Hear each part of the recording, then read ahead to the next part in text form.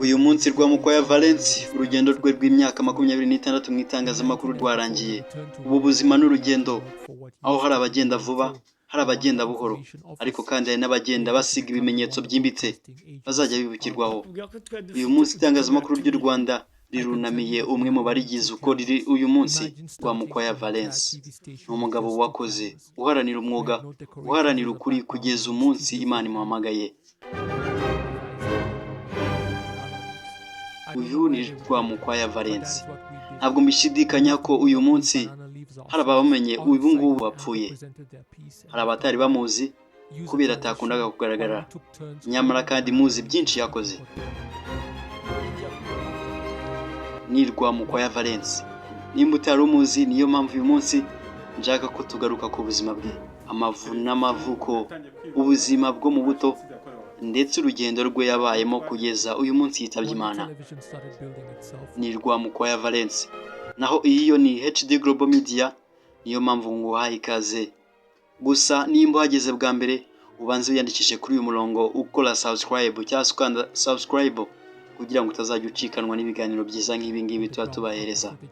Amakuru agezweho haba mu makuru asanzwe ndetse n'imyidagaduro na sport. Njye nitwa Dani Hambo. Ikaze. Rwamukwaya Valens yavukiye mu Rwanda mu muryango w'Abanyarwanda basanzwe bakundaga umurimo n'indangagaciro z'ubupfura. Mu buto bwe yaranzwe n'umuhate n'amatsiko yo kumenya no gusobanukirwa isi imukikije. Abamuzi kuva kera bavuga ko yari umwana ukunda kwitegereza, ugira amatsiko ku byabaga hirya no hino. Mu mashuri Rwamukwaya yagaragazaga imyitwarire irangwa n'ikinyabupfura, gukorana n'abandi no kudacika intege. Nubwo atarazi ko azaba umunyamakuru, imyitwarire ye yo gukunda kumenya no gusangiza abandi amakuru yari imaze kugaragara. Mwibukira ku muhati, umurava, kwitangagira. Ariko si imyitwarire yonyine ukagira ngo yari ihagije kugira ngo ube wakinjira mu itangazamakuru. Aha we yakoresheje irebanga kugira ngo yisange aha ngaha yari ari kuri uyu munsi.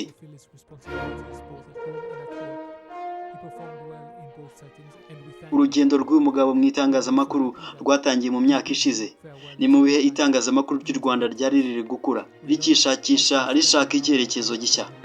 Yinjiye mu rwego rw'itangazamakuru nk'umufotozi, uyu ufata amashusho cyangwa uzwi nka cameraman.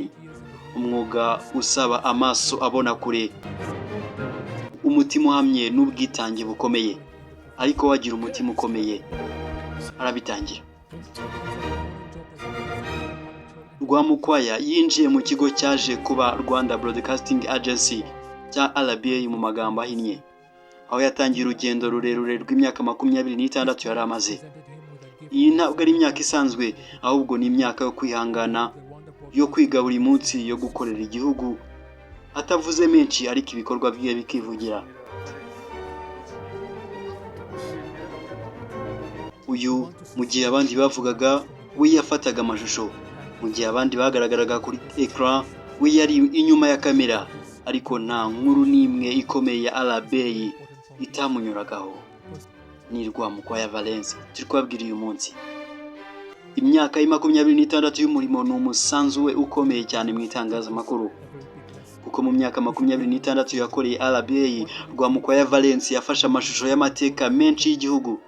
Yari ahari mu makuru ya buri munsi, mu bikorwa by'igihugu, mu biganiro bikomeye, mu bihe by'ibyishimo no mu bihe by'akababaro. Yamenyekanye nk'umukozi w'inararibonye, umuntu wizewe, umugabo udatinya akazi, umuntu utajya ugaragara cyane ariko ibikorwa bye bigaragara. Abakoranye nawe bavuga ko yari umuntu ukunda umwuga we, ugera ku kazi kare agataha atinze, atitaye ku mvura, izuba cyangwa umunaniro. Rwamukwaya ntiyavugaga menshi, ariko kamera ye yavugaga byinshi. Yagize uruhare mu gutoza abakiri bato, abigisha indangagaciro z'itangazamakuru, ukuri, ubwitonzi no kubaha inkuru n'abantu bayigize. Ibi ubyumva gutya wagira ngo ari se n'inzara yari igororotse. Oya, ntabwo ari inzara ihari ashwi namba, kuko aho yagendaga hose yahuraga n'ibigeragezo.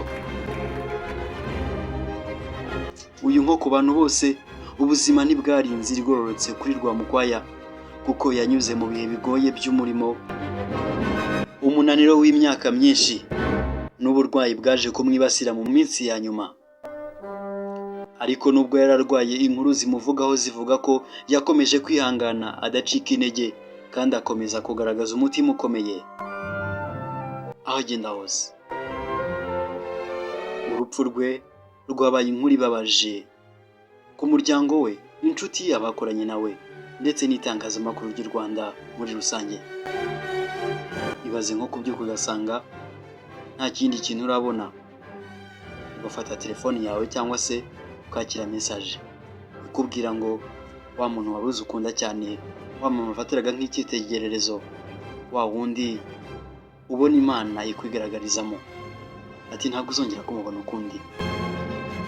Ubwo butumwa uyu munsi nibwo abamukikije bose ndetse n'abakoranye nawe bakiriye kuri uyu wa none. Bacika intege, ariko twibuka yuko nyine iyi si turimo idasakaye, twese ariho turangirira. Bongera kubyuka, bakaraba mu maso, batera agatambwe, bakomeza ubuzima. Gusa we ntibwabashije gukomeza. Ubu urupfu rwe rwasize akababaro kenshi cyane mu mitima y'Abanyarwanda.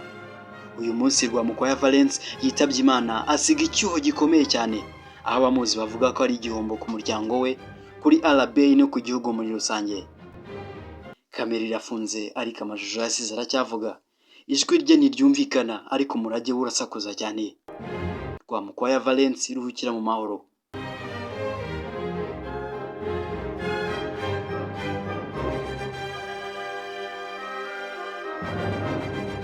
Umuryango wa Rwamukwaya Valens ku bufatanye na RBA n'inshuti bateguye umuhango wo kumusezeraho mu cyubahiro. Ni umuhango uteganyijwe gukorwa mu byiciro bikurikira, aho gusezera bwa nyuma ku muryango n'inshuti icyari igice kiribuweho bwa mbere, igitambo cyo kumwibuka no kumushimira umusanzu we, basoze bamushyingura mu cyubahiro nk'umuntu wagize uruhare mu mateka y'itangazamakuru ry'igihugu. Abakunzi b'itangazamakuru n'abandi bifuza kumusezeraho basabwa gukomeza kuba hafi umuryango mu masengesho no mu bufasha. Ni Rwamukwaya Valens. Uyu Rwamukwaya Valens si inkuru yamaze kurangira. Iri ni isomo, n'urugero, n'umurage. Yakoze imyaka 26 aragiye, ariko ibyo yakoze bizakomeza kubaho. Turamusezeye ariko ntitumwibagiwe. Ruhukira mu mahoro, Big Brother. Rest in peace.